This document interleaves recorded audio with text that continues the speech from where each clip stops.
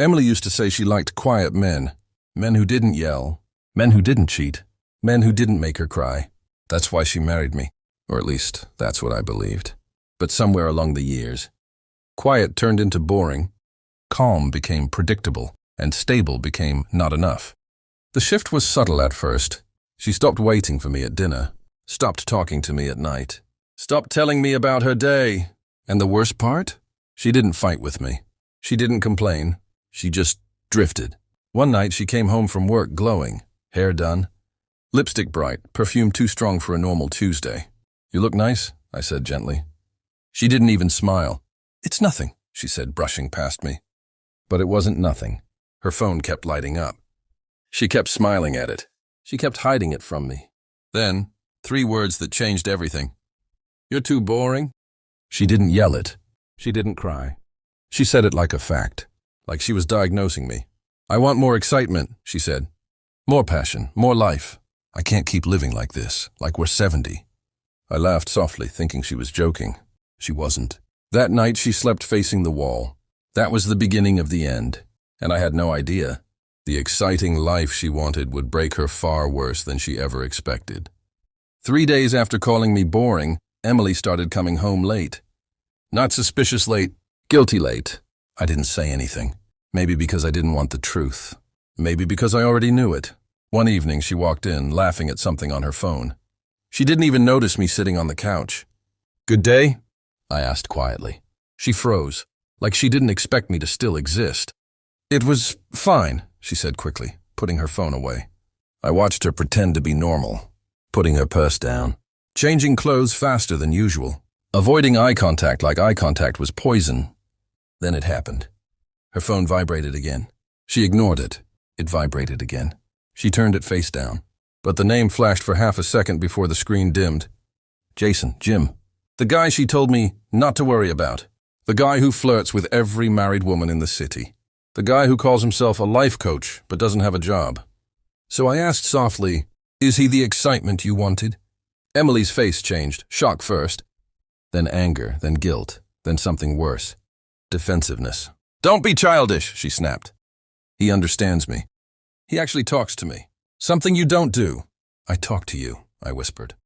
"Not the way he does." There it was, the confession. She didn't say the words, "I'm cheating." But she didn't have to. Her silence screamed it. That night she slept on the couch. I didn't ask her to. She chose it. She chose the distance. She chose the late nights. She chose him. And soon, she would also choose the consequences. Emily's late nights turned into overnights. She didn't bother lying anymore. Jason needed help. We were working out late. My phone died. Every excuse sounded like a practice script. And she wasn't even trying to make it believable. But on Friday night, everything finally snapped. She came home at 3:14 a.m. Hair messy, lipstick smudged, hoodie that wasn't hers hanging off her shoulder. She didn't walk in guilty. She walked in comfortable. Like coming home after spending the evening with someone she loved more than the man she married. I was sitting at the dining table, the room lit by a single lamp. She froze when she saw me. "Why are you awake?" she asked. "I was waiting for my wife," I answered softly. She rolled her eyes. "Daniel, don't start. I'm tired." "Tired from what?" I asked. She looked at me like I was the villain for asking. From that moment, I knew she wasn't guilty. She wasn't confused. She wasn't conflicted. She was done. "How long?" I whispered. She didn't pretend to misunderstand. She didn't play dumb. She just stared at the floor and said, 6 weeks." My chest tightened, but I didn't yell. I didn't cry. I just nodded. "Okay," I said. "What do you want now?" Her answer destroyed the last piece of me. "I want out. I want someone who makes me feel alive. Someone who wasn't me. Someone who was, apparently, Jason." I felt something inside me break, quietly, like a wire snapping. But I still stood up, grabbed a blanket, and whispered, "I'll sleep in the study tonight." She didn't stop me. She didn't follow me. She didn't care. That was the moment I realized I wasn't losing her. I had already lost her. And the man she ran to? He would make sure she regretted the choice she thought would save her. The next morning felt unreal. Emily didn't avoid me. She didn't hide her phone. She didn't act guilty. She acted free. Like ending our marriage lifted a weight off her shoulders. She walked around humming, while making coffee, something she never did for me anymore. And I stood there watching, feeling like a stranger in my own home. "Emily, can we talk?" I asked quietly. She didn't sit with me. She leaned against the counter, arms crossed. "What is it, Daniel?" I swallowed hard. "I know things haven't been good. I know you feel something missing between us. But if there is even a small chance—" "There isn't," she cut me off instantly. Her voice wasn't angry. It was final. Like she had rehearsed this speech in her mind for weeks. "You're a good man," she said. "You're stable, safe, kind, but that's not enough for me anymore." I felt my heart twist painfully. "So Jason is enough?" She didn't deny it. She didn't even hesitate. "He makes me feel alive, desired, excited. You don't." Her words didn't just hurt, they humiliated me. And then she added the part that shattered me. "Please don't make this harder." "I've already made my decision." I stared at her, realizing the truth. I wasn't fighting for our marriage anymore. I was begging someone who had emotionally left months ago. My voice cracked. "Just tell me one thing, Emily. Was I ever enough for you?" She looked down and whispered, "For a while." That was it. No apology. No guilt. No regret. Just a simple confession that I had been nothing more than a temporary comfort. That night I packed my suitcase. Not because she asked me to leave, but because staying meant destroying myself piece by piece. Before walking out, I turned to her one last time. "I hope he makes you as happy as you imagine," I said softly. She didn't respond. She didn't look up. She just kept scrolling her phone, smiling at a notification. Probably from him. I closed the door behind me, and in that moment, something inside me shifted. I wasn't the man she could walk over anymore. I was the man she'd regret losing. I moved into a small rented apartment, quiet, cold, and nothing like the home Emily and I built. The silence felt heavy, but at least it was my silence, not one filled with her disappointment. For a few days I stayed numb. Sleep, work, sit, think, repeat, until the night everything changed. I went to pick up the last few things from the old house. Emily wasn't there. Her car was gone. Lights off. Good. I wanted to be quick. As I entered our bedroom to collect my books, I heard something buzzing. A phone. Her phone. She must have forgotten it on the nightstand. I wouldn't have touched it. But then a message popped up on the lock screen. "Can't wait to see you tonight, babe. Jason." My hand froze. Another message arrived instantly. "Did you tell him yet?" "He deserves to know the truth before we go public." The truth? Public? I felt heat rise in my chest. Another message? "Emily, don't make this complicated. You promised you'd end it clean. The guy's boring, but he didn't deserve to be lied to." That was it. I wasn't angry because she'd moved on. I was angry because she had rewritten our marriage as a burden, just to justify her affair. Minutes later, I heard the front door open. Her footsteps, then her surprised voice. "Daniel, what are you doing here?" I lifted her phone and read the messages aloud. Her face went pale. That's not what it looks like," she stammered. I laughed, a real sharp laugh. "Emily, for once in your life, don't insult my intelligence." She reached for the phone, panicking. "Give it back, Daniel." "No." I stepped back. "You already took my marriage, my trust, and my dignity. This," I held up the phone, "is the last lie I let you control." She clenched her jaw. "Fine. Yes, I was going to go public with Jason. Happy now?" "No, but at least it's honest." She looked at me with frustration and something else. Fear. Maybe she realized that the version of me who begged was gone. "Daniel, don't make this ugly," she whispered. But I stared straight into her eyes and said 4 words she never expected. "You already did, Emily." For the first time since our marriage ended, I saw it. A crack in her confidence. A flicker of regret. Because she didn't leave a weak man. She created a stronger one, and she was realizing it too late. I didn't contact Emily after the confrontation. I didn't block her. I didn't message her. I didn't threaten her. I simply disappeared from her world. And nothing destroys a guilty conscience faster than silence. But she wasn't silent. 3 days later, she appeared at my apartment, eyes puffy.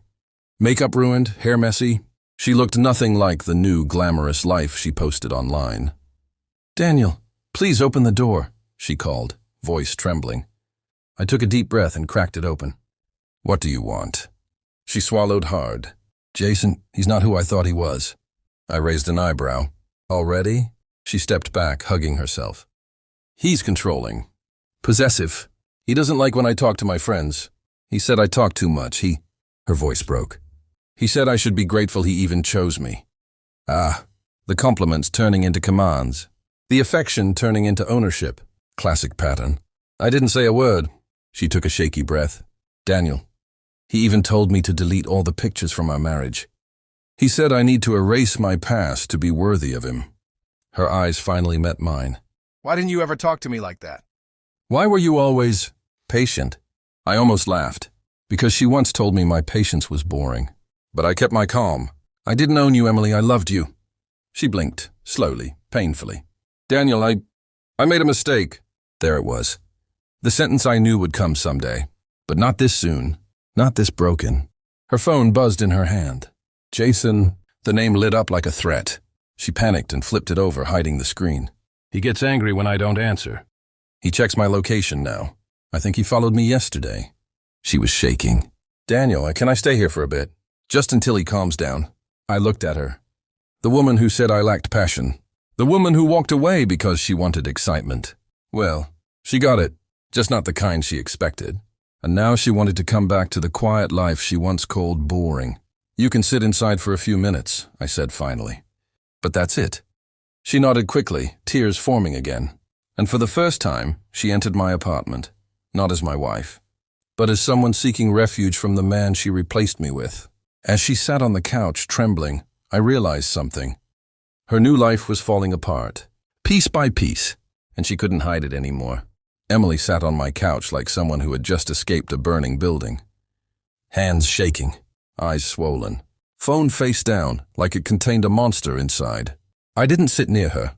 I just stood by the window, watching rain streak the glass. After a long silence, she whispered, Daniel, when did I change? I didn't answer. She leaned forward, gripping her knees. I wasn't always like this. I know I wasn't. I wasn't selfish. I wasn't cruel. Her voice cracked. I wasn't someone who left the only person who ever treated me right. I stayed silent, because silence was where truth grows. She took shaky breaths and continued. Jason doesn't love me. He owns me. Everything is a test. Everything is a trap. If I don't smile the exact way he wants, he says I'm ungrateful. She wiped her cheek. He said I should learn to behave because he upgraded from his last girlfriend. I turned to her. Why come to me? She looked up slowly, broken, fragile. Because in all the storms I created, you were the only place that was ever calm. Her voice shattered. You were never boring, Daniel. I was just too blind to see the value of peace. I didn't react. Inside, something painful and strangely freeing loosened in my chest. Do you still love him? I asked. Her lips quivered. No, I don't even know who I am around him anymore. She looked at me, raw and honest. But I remember who I was with you. There it was. Regret finally breathing fully. She reached out, fingers trembling.